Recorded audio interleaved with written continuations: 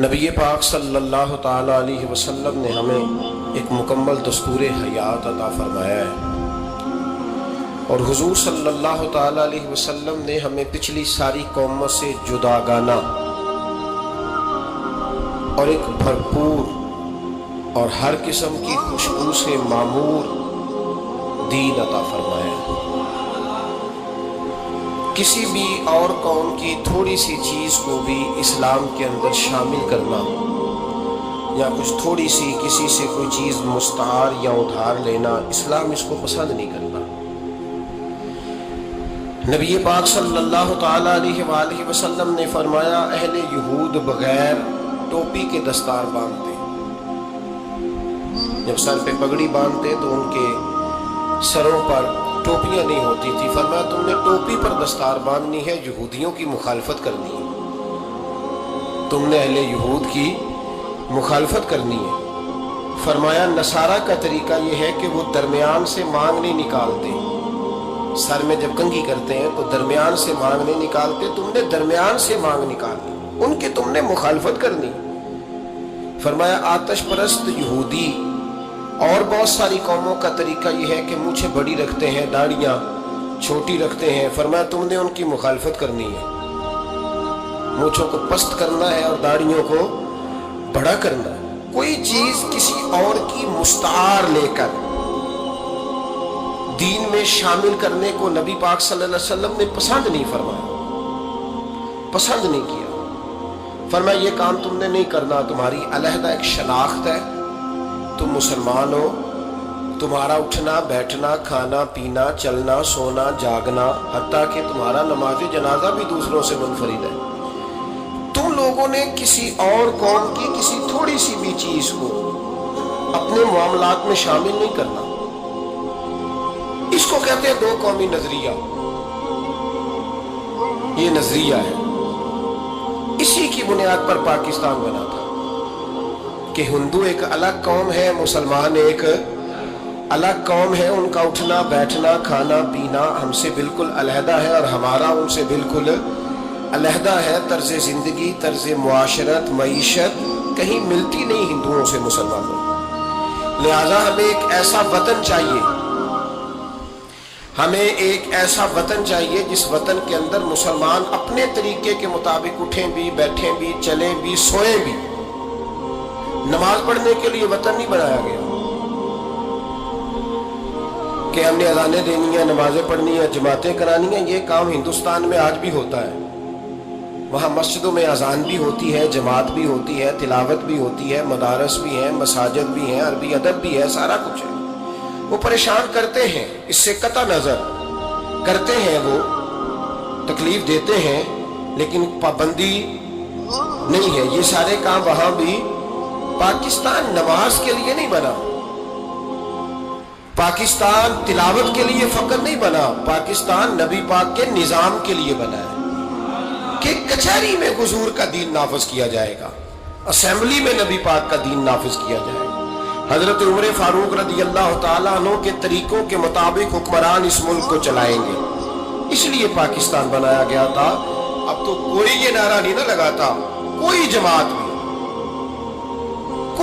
بھی یہ نعرہ نہیں لگاتے جتنی سیاسی جماعتیں ہیں۔ حالانکہ پاکستان کا نعرہ آج بھی ہر آدمی کو پتا ہے کہ پاکستان کا مطلب کیا، لا الہ الا اللہ محمد رسول اللہ صلی اللہ تعالی علیہ۔ لیکن کوئی بھی سیاسی جماعت اب اس نعرے کو لگانے کو تیار، بلکہ اس نعرے سے کامتے ہیں سیاسی حکمران، ان کو ڈر آتا ہے، ان کو پتا ہے کہ جب پاکستان کا ترجمہ لا الہ الا اللہ محمد رسول اللہ ہوگا تو سب سے پہلے ہمارے لیے مشکل بنے گی، ہمیں سب سے پہلے احتساب کے کڑے مراحل سے گزرنا پڑے گا۔ دیکھیں نا، جمہوریت کے لیے اگر پاکستان بنا تھا تو جمہوریت تو میں ہمیشہ کہتا ہوں ہندوستان کی جمہوریت آج بھی پاکستان سے بڑی مستحکم ہے، ایک دفعہ بھی وہاں ڈکٹیٹر کی حکومت نہیں آئی۔ تو یہ جو ہمیں بتایا جاتا ہے، سبق پڑھایا جاتا ہے، ہماری نوجوان نسل آج تک ہر آدمی آتا ہے۔ میں نے کافی پہلے بھی کہا تھا کہ لوگ ہمیں نئے نئے نکات دیتے ہیں، کوئی 10 نکات دیتا ہے، کوئی 14 نکات دیتا ہے، کوئی 16 نکات دیتا ہے۔ ہمیں ضرورت نہیں تمہارے نکات کی، اس لیے کہ ہمیں سارے نکتے خطبہ حجت الوداع پہ نبی پاک نے عطا فرما دیے ہیں صلی اللہ تعالی علیہ وسلم، کسی نکتے کی ضرورت نہیں ہے۔ ہم حاجت نہیں محسوس کرتے. جب کوئی پارٹی منشور دیتی ہے, دستور دیتی ہے, تو میں تو حیران ہوتا ہوں کہ کیا کر رہے ہیں یہ لوگ. ہمیں ضرورت نہیں کسی منشور دستور کی. سارے منشور, سارے دستور, سارے قانون, ساری باتیں آمنہ کے لال ہمیں عطا فرما گئے ہیں. ضرورت نہیں ہے. پاکستان بنا تھا دو قومی نظریے کی بنیاد پر. نظریہ کیا ہے؟ لا الہ الا اللہ محمد رسول اللہ صلی اللہ تعالی علیہ. حکمران اس کو بھول گئے اور انہوں نے قوم کی ذہن سازی اس طرح کی, میڈیا کو ساتھ ملا کے بچوں کا ذہن اس طرح کا بنایا کہ قوم بھی تیار نہیں ہوتی. نظام مصطفیٰ صلی اللہ علیہ وسلم کے لیے قوم تیار ہے, حالانکہ کافر کو آپ کی نماز سے کوئی مسئلہ نہیں. یورپ میں کبھی پابندی لگی ہے کہ مسجد نہ بناؤ؟ کبھی وہاں کسی نے کہا ہے قرآن پاک نہ لے کے آؤ؟ کبھی کسی نے کہا ہے؟ وہاں پابندی نماز پہ نہیں ہے. ان کو ڈر تو نظام مصطفیٰ سے آتا ہے کہ دین نافذ نہیں ہونا چاہیے. تو میرے بھائی, پاکستان ایک نظریاتی وطن ہے. جتنا دوڑ سکتے ہیں میں اور آپ دوڑ لیں, جتنا دوڑ سکتے ہیں.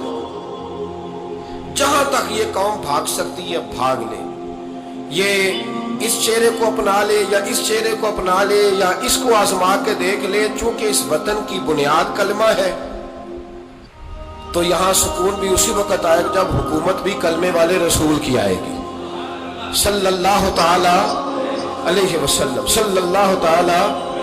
اور اسلام ہر جگہ یہ بتاتا ہے کہ ملک کس کے ہیں؟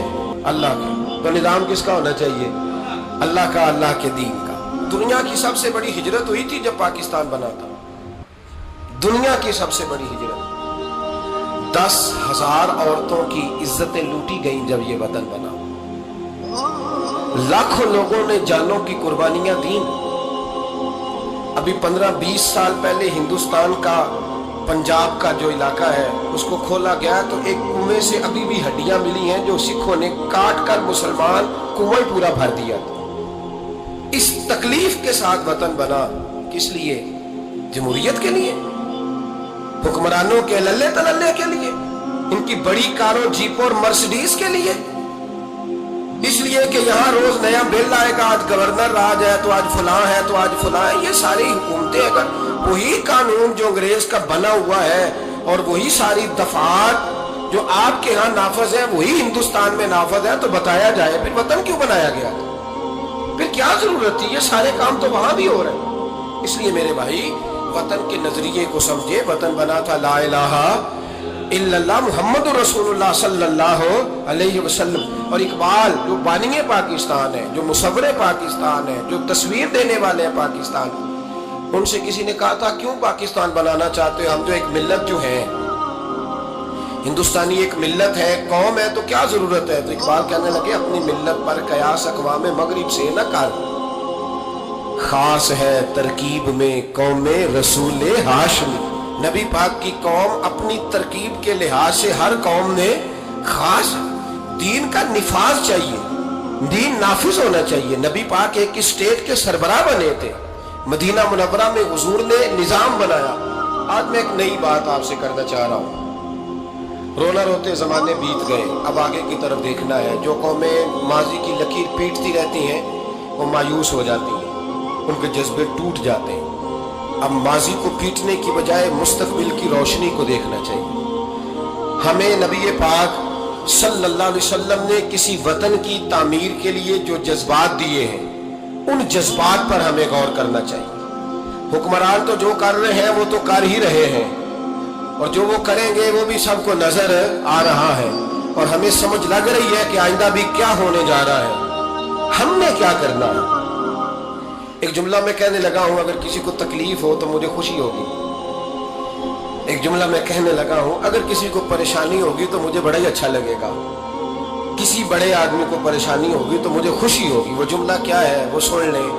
یہ ملک حکمرانوں کا نہیں ہے, یہ ملک عوام کا ہے.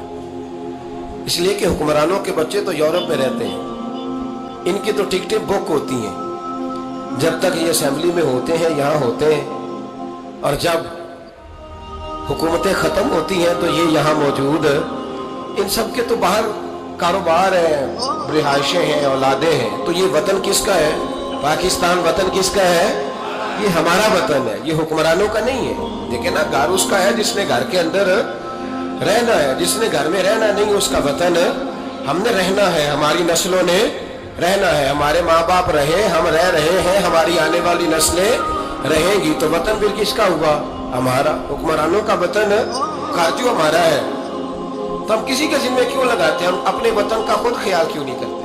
ہم کیوں نہیں یہ محسوس کرتے کہ وطن سب سے پہلا کام 14 اگست ہے پاکستان کے عزم نو کے لیے، ایک روشنی کے لیے، نوجوانوں کے لیے چند باتیں کرنا چاہتا ہوں۔ پہلی بات اپنے ذہن میں بنائیں کہ وطن کی جو محبت ہوتی ہے نا، حب الوطن من الایمان، وطن کی محبت ایمان کا حصہ ہوتی ہے۔ اس بات کو یاد کر لیں۔ میرے نبی پاک علیہ السلام مکہ مکرمہ سے تشریف لائے تھے، حضور مہاجر بن کے مدینے آئے تھے، لیکن بخاری مسلم کی ایک ایسی حدیث ہے جس کی میں نے کبھی شرح نہیں پڑھی، اور میں اس حدیث کی شرح میں کبھی نہیں گیا اور جانا چاہتا بھی نہیں۔ نرالا رنگ ہے اس حدیث پاک کا۔ میرے محبوب پاک علیہ السلام مہاجر بن کے مدینے آئے، لیکن حضور نے ایک موقع پہ فرمایا، سنو بھائی مہاجرین اور انصار، کان کھول کے سنو۔ اب مہاجرین میں شامل کون کون تھے؟ حضرت ابو بکر صدیق، حضرت عمر فاروق، حضرت عثمان غنی، حضرت مولا علی، حضرت مصعب ابن عمیر، حضرت بلال حبشی، یہ سب لوگ مہاجر تھے، لیکن حضور نے وطن کی محبت بیان فرمائی۔ میرے محبوب نے فرمایا، یاد رکھنا اگر کبھی لوگوں میں اختلاف رائے ہوا اور لوگوں کی دو لائنیں بن گئیں، ایک قطار ادھر جا رہی ہے لوگوں کی اور ایک قطار ادھر جا رہی ہے، تو فرمایا اگر تم مجھے دیکھو گے نا میں کس قطار میں ہوں، تو میں تمہیں اس قطار میں ملوں گا جس قطار میں میرے مدینے والے جا رہے ہوں۔ میں کہہ رہا ہوں بلا تبصرہ، بغیر تشریح کے اس روایت کو دیکھیے گا، حضور نے اپنے وطن سے پیار کیا اور اپنے وطن کے لوگوں سے محبت فرمائی۔ حضرت ابو ہریرہ فرماتے ہیں جب ہم سفر سے واپس آتے تھے نا، سفر سے واپس لوٹتے تھے اور مدینہ منورہ کی عمارتیں نظر آتی تھی، مکانات نظر آتے تھے، تو ہم حضور کا جذبہ دیکھتے، میرے محبوب پاک گھوڑے کو تیز کر دیتے، سواری کو دوڑاتے، یا رسول اللہ کیا ہوا؟ فرمایا جلدی کرو میرا شہر آ گیا ہے، میرا علاقہ آ گیا ہے۔ حضور نے اپنے وطن سے پیار کیا، اگرچہ اس وطن کی انفرادیت اپنی جگہ پہ ہے، اس کی عظمت اپنی جگہ۔ ایک پہلو ان حدیثوں سے یہ بھی ملتا ہے کہ جس جگہ ہم رہتے ہیں ہمیں اس وطن سے پیار ہونا چاہیے، ہمیں پاکستانی ہونے پر فخر ہونا چاہیے۔ مدینے کے بعد، مکے کے بعد اگر ہمیں کسی وطن سے پیار کرنا چاہیے تو پاکستان سے کرنا چاہیے، اس کی گلیوں سے، اس کے کھیتوں سے، اس کے کھلیانوں سے، اس کے گاؤں سے، اس کے شہروں سے ہمیں پیار کرنا چاہیے، ہمیں محبت کرنی چاہیے۔ ہمارا معاملہ کیا ہے؟ ہم صرف اپنے گھر سے پیار کرتے ہیں، اس لیے 1.25 کروڑ روپیہ بنگلے پہ لگ جاتا ہے، 10,000 روپیہ لوگ اپنی گلی پہ نہیں لگاتے۔ وہ گلی کس کی ہے؟ اس پہ کیوں نہیں پیسے خرچ ہوئے؟ کہتا ہے وہ ٹیکس دیتا ہوں تو ٹیکس والے خرچ کریں گے۔ وہ خدا کے بندے، وطن تیرا ہے تو گلی بھی تیری ہے، اس کی تعمیر کی ذمہ داری بھی تیری ہے، تو چھوڑ۔ اگر وہ اتنے ہی اچھے ہوتے تو اب تک سمر نہ گیا ہوتا۔ تو اپنی گلی کا خیال کر، تو اپنے علاقے کا خیال کر، تو اپنی بستی کا خیال کر، تو توجہ دے، تو اس کی تعمیر میں کردار ادا کر۔ الیکشن آیا تو لوگوں نے کوڑے کی تصویریں کھینچ کھانچ کے سوشل میڈیا پہ ڈالی، فلاں ایم صاحب نے بھی اپنے علاقے سے کوڑا نہیں اٹھوایا، فلاں نے بھی کوڑا نہیں اٹھوایا، فلاں نے بھی کوڑا نہیں اٹھوایا۔ کوڑا جب بارش ہوتی ہے تو تعفن پھیلتا ہے۔ مجھے کچھ سانس میں تکلیف ہوئی تو ڈاکٹر صاحب سے جب میں نے مشورہ کیا تو وہ مجھے کہنے لگے کوئی تعفن والی جگہ نہیں ہونی چاہیے، اس سے آپ بچیں، درختوں کے پاس رہیں، پتوں کے پاس رہیں جہاں سے آکسیجن تازگی ملے۔ اور یہ ضرورت صرف مریض کی نہیں ہے، یہ ہر اس شخص کی ضرورت ہے جس کی سانسیں چل رہی ہیں، اس کو اس کی حاجت ہے۔ کوڑے پر جب بارش پڑتی ہے تو تعفن پھیلتا ہے، ایسی سخت بدبو آتی ہے جس سے امراض پیدا ہوتے ہیں۔ حکمران نے کوڑا نہیں اٹھایا، بلدیہ کے لوگوں نے ذمہ داری محسوس نہیں کی، ایم این اے صاحب کے حلقے میں ڈھیر لگے ہوئے کوڑے کے۔ لیکن ایک سوال ہے، پوچھنے کی اجازت ہونی چاہیے۔ وہ سوال یہ ہے کہ کوڑا اٹھانے والے نے تو نہیں اٹھایا، پر بتائیے کوڑا پھینکا کس نے تھا؟ جو آدمی سودا خریدنے کے لیے 4 گلیاں آگے جا سکتا ہے وہ کوڑا پھینکنے کے لیے بھی تو جا ہی سکتا ہے نا، اس کو پتا ہے نا کوڑا پھینکنے کی جگہ، پھینکا کس نے کوڑا؟ अच्छा एक बात और जरा आपकी तवज्जो के लिए, सोशल लोग हैं हम मुआशरे का हिस्सा हैं, हमें मुआशरे में लोगों की जरूरियात दरपेश रहती हैं। सोशल लाइफ में अगर आप थोड़ा सा आगे बढ़े ना, आपके घर में जो बेटी का रिश्ता देखने आता है ना, वो जिन चीजों पर कमेंट्स करता है ना, उनमें एक चीज ये भी होती है, वो लोग कहते हैं भाई आपका घर भी अच्छा है, आप लोग भी अच्छे हैं, लेकिन जिस इलाके में आप रह रहे हैं ना, वो इलाका साफ सुथरा नहीं है, वो इलाका अच्छा नहीं है, वो उस चौक में भी कूड़ा पड़ा है, पिछले चौक में भी कूड़ा पड़ा है। तो ये जो गलियों में कूड़ा पड़ा होता है ना, ये उस मकामी लोगों की तहजीब की अक्कासी करता है। आप इस पहलू पर, ये मैं अपील कर रहा हूं, मैं गुजारिश कर रहा हूं, मेरे बुजुर्ग मेरे दोस्त नाराज ना हो, मेरी बात पर तवज्जो दें। अब सुने मेरे नबी पाक सल्लल्लाहु अलैहि वसल्लम ने हमें तरबियत क्या दी। हुजूर अलैहिस्सलाम फरमाते, इमाम राजी ने तफसीर कबीर में हदीस लिखी है, महबूब फरमाते हैं क़यामत के दिन अल्लाह तबारक व तआला एक गुनाहगार के बारे में जन्नत का फैसला फरमा देगा। वो गुनाहगार बड़ा था, बड़ा मुजरिम था, बड़ा, बंदे को पता होता है ना अपना कि वो कितना गुनाह, वो गुनाहगार ना रब के करम पर रो पड़ेगा, अपने रब की अता पर शर्मिंदा होकर रोएगा और हाथ बांध के अर्ज करेगा, मौला मैं तो जानता हूं मैं क्या हूं, ऐसी कौन सी मेरी नेकी थी कि तूने मुझे बख्श दिया। वो खुद शर्मिंदा होके तड़प के बोलता है, तड़प के, मेरी उजरत मेरी मेहनत से ज्यादा क्यों है, मेरे मोहसिन तेरे एहसान से डर लगता है। तो वो खुद बोल पड़ा, कहने लगा मौला मेहरबानी फरमा, मुझे बता ये मेरे ऊपर करम कैसे हुआ, मैं तो इस काबिल नहीं था। तो मेरे महबूब पाक अलैहिस्सलाम फरमाने लगे, रब करीम उससे फरमाएगा, एक दिन रात को ना तो अपनी गली से गुजर रहा था, देखने वाला कोई नहीं था जो तेरी तस्वीर खींच के सोशल मीडिया पे डालता, कोई अखबारी नुमाइंदा नहीं था जो फटाफट अखबार में खबर देता, कोई लोग नारे लगा, तो अकेला था, रात भी थी अंधेरा भी था, गली से गुजरते हुए तेरे पैर से करोड़ा टकराया था, रात थी, कोई देखने वाला नहीं, तारीफ करने वाला नहीं, तूने वो रोड़ा उठा के फेंक दिया था। क्यों फेंका था? तो नेकी चूंकि उसकी नजर में मामूली थी तो वो भूल चुका था, कहेगा या अल्लाह वो वाला रोड़ा, वो एक रोड़ा मालिक करीम, वो तो मैंने इसलिए उठाया था कि मेरे मोहल्ले में बूढ़े भी रहते हैं, बीमार भी रहते हैं, बच्चे भी रहते हैं, कमजोर भी रहते हैं, इसलिए उठाया था किसी को ठोकर न लग जाए। मेरे महबूब फरमाते हैं, अर्श के मालिक ने फरमाया, रब करीम ने फरमाया, तू रात के अंधेरों में रोड़े उठा उठा के मेरे बंदों का ख्याल रखे तो मैं आज कयामत के दिन तेरा ख्याल ना रखूं। फरमाया उस एक रोड़े के उठाने की बरकत से मैंने तेरे लिए जन्नत का फैसला फरमा दिया। तो अगर आप अपनी ही गली का कूड़ा उठाएं, अगर अपनी ही गली के रोड़े उठाएं, तो इससे हमारा वतन संवरेगा, इससे हमारी गलियों में, हमारे इलाकों में, हमारे मोहल्ले में, हमारे इलाके में सफाई फैलेगी। रावलपिंडी में सियासतदानों ने और सपोर्टर वोटरों ने बड़ी गंदगी फैलाई, पोस्टर लगाए, वो फटते थे, बारिश होती थी तो वो गलियों में बहते थे, तबाही थी। तो अखबार पे सारा वो उन बच्चों का वो तरीका आया, उन्होंने क्या किया कि 15-20 बच्चों ने मिल के प्रोग्राम बनाया कि गाने डालने वाले तो डाल के चले गए। मैंने शुरू में कहा इनका तो वतन ही नहीं, तो उन्होंने कहा कि मोहल्ला तो हमारा है ना, इस गली से गुजरना तो हमने, तो हम क्यों उम्मीद रखते हैं कि वो जीतने वाला आएगा या हारने वाला आएगा और वही उठाएगा। गली हमारी, मोहल्ला, 15-20 पढ़े लिखे नौजवान, ये तालीम याफ्ता तबका होता है। तालीम याफ्ता तबका वो नहीं होता कि लंबे बाल रख के तो गली के कोने पे खड़े होके कहे ये सारा मोहल्ला चाय लो का देखो रूढ़ी लगाई, ये तालीम नहीं, ये जालत है। तालीम याफ्ता वो होता है जो आगे बढ़ के दाबड़ा लेकर, कई उठाकर, कुदाल पकड़कर वो कूड़ा उठाए, वो तालीम याफ्ता बंदा होता है जो वतन की तामीर में अपना हिस्सा डाले। उन नौजवानों ने काम किया, इसी वतन के रहने वाले, इसी वतन के बासी। वो कहते हैं हम 15 निकले थे, फिर सारा वतन उठा और ढेरों और हजारों इलाकों के लोगों ने उनकी तकलीद की। तो पहला काम ये करें कि वतन से प्यार करें, दूसरा काम ये करें कि इसकी सफाई में अपना हिस्सा डालें। हम क्यों इंतजार करते हैं कोई ग्रांट आएगी?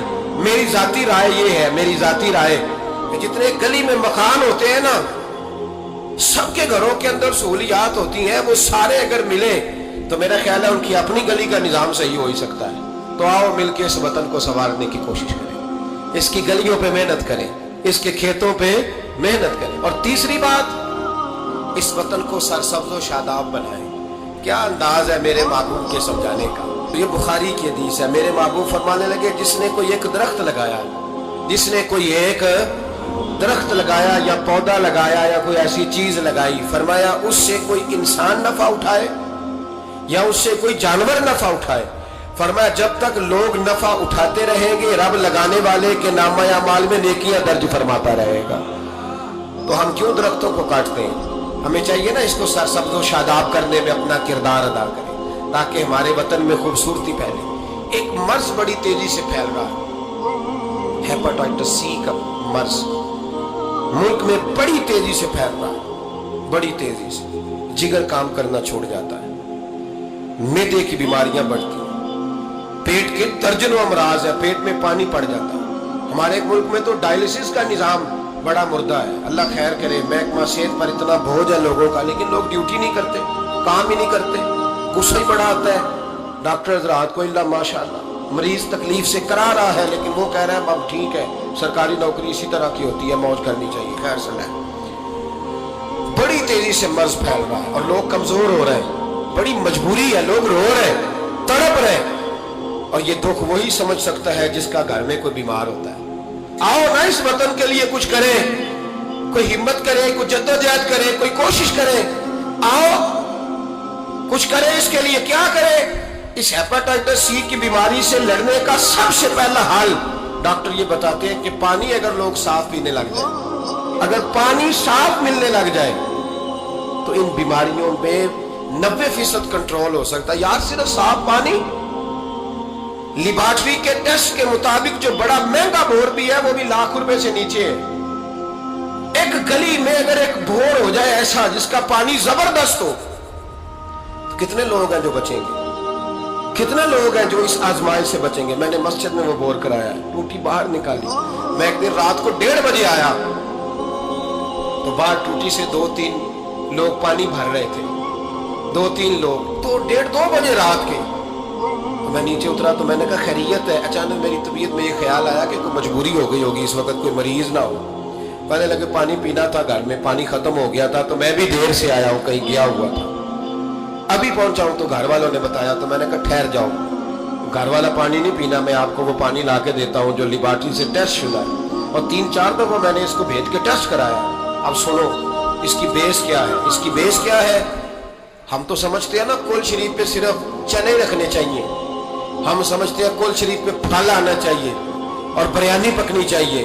ترمذی کی حدیث ہے، حضرت سعد رضی اللہ تعالیٰ عنہ کی اماں انتقال کر گئی، آنکھیں عرض کرنے کے یا رسول اللہ اماں فوت ہو گئی ہے، کچھ کرنا چاہتا ہوں۔ تو میرے محبوب نے فرمایا مدینے میں میٹھے پانی کے کنویں کوئی نہیں، قلت ہے، تو ایک کنواں کھدوا دے، لوگ پانی پیتے رہیں گے، رب کریم تیری اماں کو قبر میں راحت عطا کرتا رہے گا۔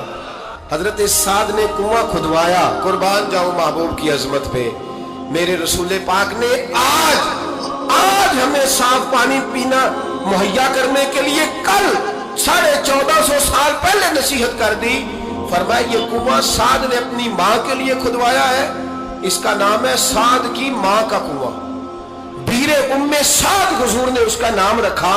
کتنا کو خرچ آئے گا اگر گلی والے سارے مل کے ایک صاف پانی کا بندوبست کریں، اپنے دوستوں کو، گلی والوں کو، محلے والوں کو اس وطن کی تعمیر میں اپنا کردار ادا کریں۔ اب کیوں توقع رکھتے ہیں صاحب کے چیئرمین صاحب ہی آگے کریں گے؟ وہ تو ملے نہیں کبھی، جن کی ڈیوٹی تھی گلی گلی گھومنے کی وہ تو کبھی آئے نہیں۔ یہ آپ کے چیئرمین، آپ کے ایم این اے، آپ کے ایم پی اے، یہ اتنی بلندی عظمت کردار نہیں رکھتے کہ یہ آئیں گے، ان کے پاس کہاں وقت ہے گلیوں میں گھومنے کا؟ اصل لوگ تو وہ تھے کہ 24 لاکھ مربع میل کے حکمران جناب عمر فاروق، لیکن چہرے پہ کپڑا ڈال کے ساری رات مدینے کی گلیوں میں گھومتے، ہر دروازے کا خیال رکھتے، پر کیا کریں، کس کو سمجھائیں؟ لوگ اپنی مرضی کرتے ہیں۔ آج میں عزم نو کی بات کر رہا ہوں، میں پاکستان کی تعمیر کی بات کر رہا ہوں۔ پہلی بات یہ کہ اس سے پیار کریں، دوسری بات یہ اس کی صفائی کریں، تیسری بات یہ یہاں درخت لگائیں، شجرکاری کریں، اس کو سرسبز کریں، چوتھی بات یہ کہ دیکھیں ہم کتنا کردار ادا کر سکتے ہیں، کسی کو کم از کم صاف پانی مہیا کر دیں۔ دیکھیں نا میرے نبی پاک علیہ السلام نے اعلان فرمایا، ایک یہودی کا قبضہ تھا میٹھے پانی کے کنویں پر، تو رسول پاک علیہ السلام نے فرمایا یہودی کا قبضہ ہے، مسلمانوں کو پینے کے لیے پانی نہیں دیتا۔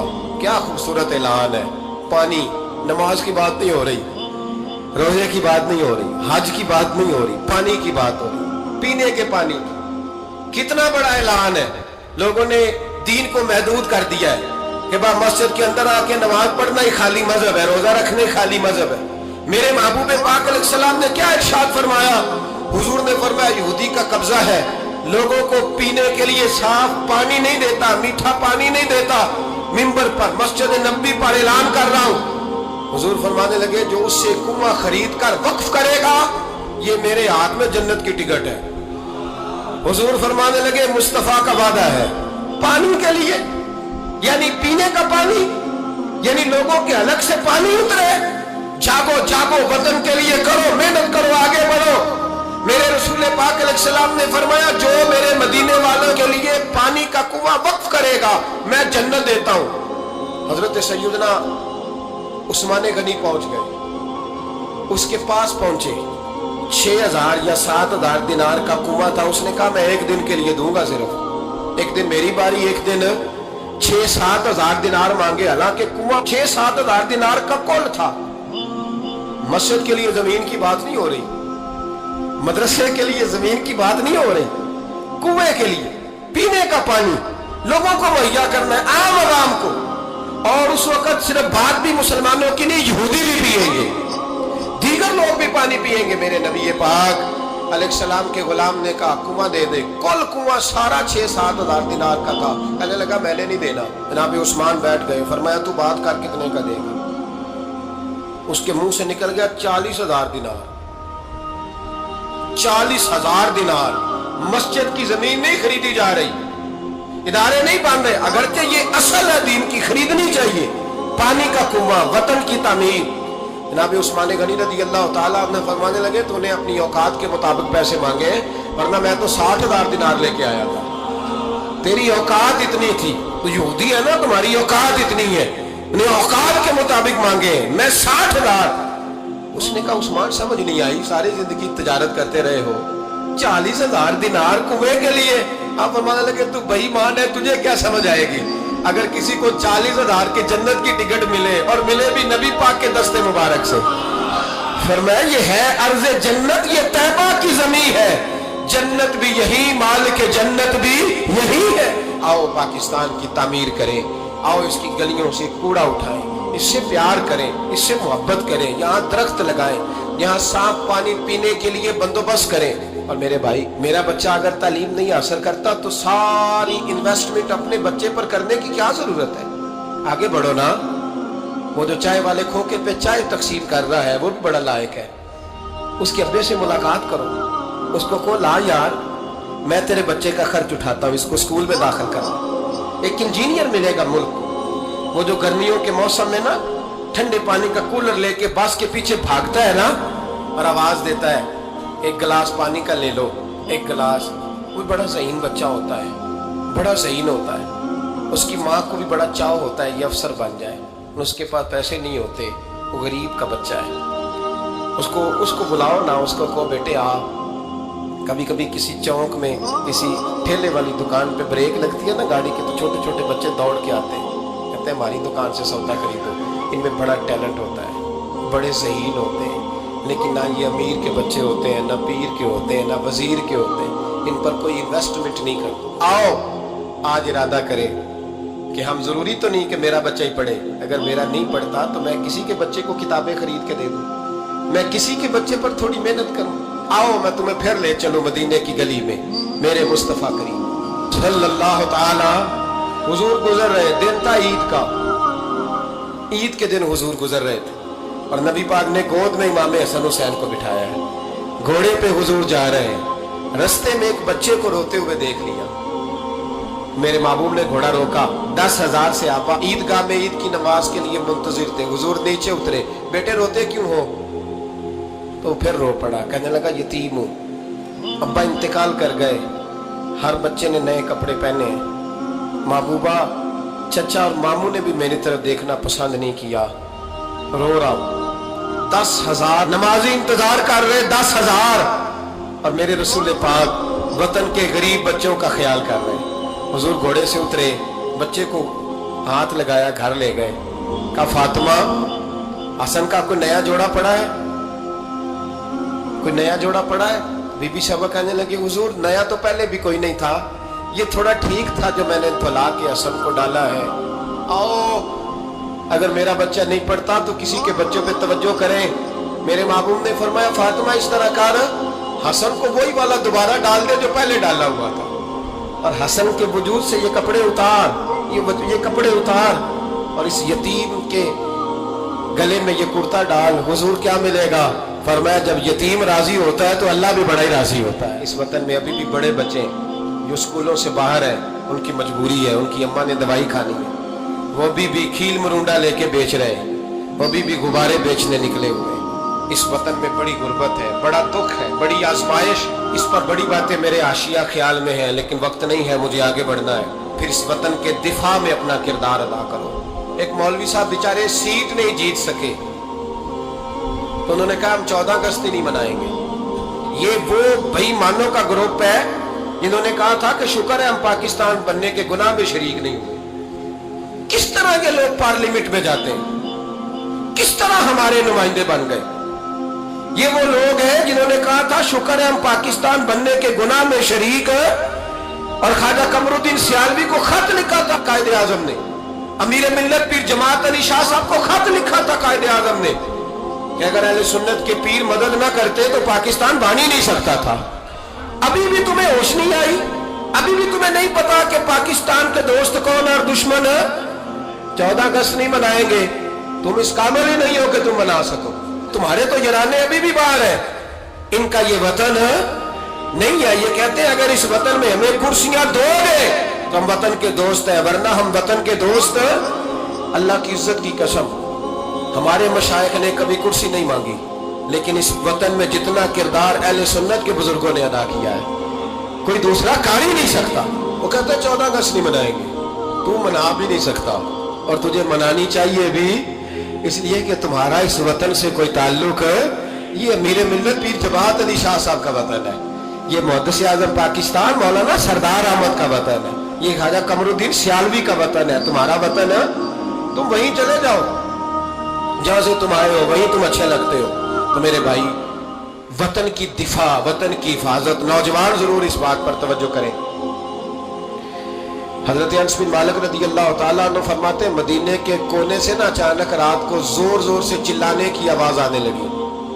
जब रात को कोई ऐसा धमाका होता है ना तो लोग एक दूसरे को जगाते, कहते लोगों ने एक दूसरे को जगाया। अब नौजवान इकट्ठे हो गए, बुजुर्ग भी, के वहां से शोर की आवाज आती है, कुछ चीखरा, नेज़े, तलवारें और बर्छियां, हर चीज लोग संभाल के असला तैयार करके प्रोग्राम बनाने लगे कि नौजवान आगे जाके देखते, बुजुर्ग पीछे रहते हैं, देखते हैं वहां क्या है, मदीने की हिफाजत करते हैं, कौन आ गया, क्या मसला है।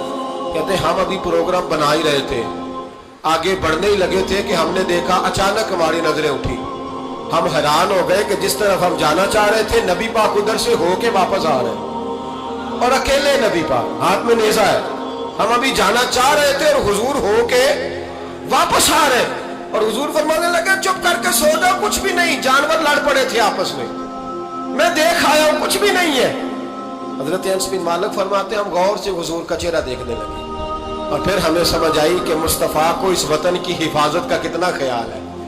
हुजूर ने हमें सिखाया है कि जब वतन पर आफत आए तो सोचना नहीं है, गौर नहीं करना, सबसे पहले आगे बढ़ना है, आगे बढ़ना है, आगे बढ़ के वतन के दिफा के लिए अपना पेश करना है। पाकिस्तान से प्यार करें, पाकिस्तान का कूड़ा उठाएं, पाकिस्तान की मिट्टी से प्यार करें, पाकिस्तान में दरख्त लगाएं, पाकिस्तान में गरीबों की मदद करें। जो बच्चा मोहल्ले का गरीब स्कूल नहीं जाता, मोहल्लेदार मिल के हिफाजत करें उस बच्चे की, उस बच्चे को स्कूल में दाखिल कराएं, बच्चों के अच्छे मुस्तकबिल के लिए जद्दोजहद करें, साफ पीने का पानी मुहैया करें। हमारा वतन है, हमें इसको आगे लेके चलना है। 14 अगस्त में ये पैगाम है, ये मैसेज है कि थोड़ा थोड़ा करके इस वतन की तामीर में अपना किरदार अदा करें, इसकी गलियों को सजाएं संवारें, कभी सड़क पर रैपर ना फेंकें, कभी शापर ना गिराएं, कभी किसी गंदगी से इस वतन को आलूदा ना करें। मेरे अरब को आई ठंडी हवा जहां से, मेरा वही वतन है, मेरा वही वतन है। इकबाल कहा करते थे कि हुजूर को यहाँ से ठंडी हवाएं आई हैं, इस वतन के लिए अपना किरदार अदा करें। देखें आप और मैं क्या कर सकते हैं। وہ سارا کچھ کرے. میری گزارش ہے کہ کم از کم 5 بچے پڑھانے کا عہد کرے ایک بندہ. ان کا آپ تعلیمی خرچ اٹھا سکیں, تب کتابیں لے کے دے سکیں, تب کوشش کریں کہ 5 بچے کم از کم. ہو سکتا ہے ایسا, اگر ہر پاکستانی 5 بچے پڑھانے کا ارادہ کر لینا تو لاکھوں بچے اسکولوں میں دوبارہ سے چلے جائیں گے. لاکھوں بچے. تھوڑا تھوڑا خیال کریں. اور اگر کوئی وہ کام کرے جو امام اعظم کرتے تھے, غریب کے بچے کو لے آتے تھے اور فرماتے تھے میں تیرے گھر کا خرچہ دوں گا, تو تعلیم حاصل کر. اسی کو وظائف کہا جاتا ہے. یہ کام کریں. میری دعا ہے یہ وطن قیامت کی صبح تک قائم رہے اور اس وطن سے روشنیاں پھوٹتی رہیں. یہ امت مسلمہ کی قیادت کرے. آخر دعوانا ان الحمدللہ رب العالمین.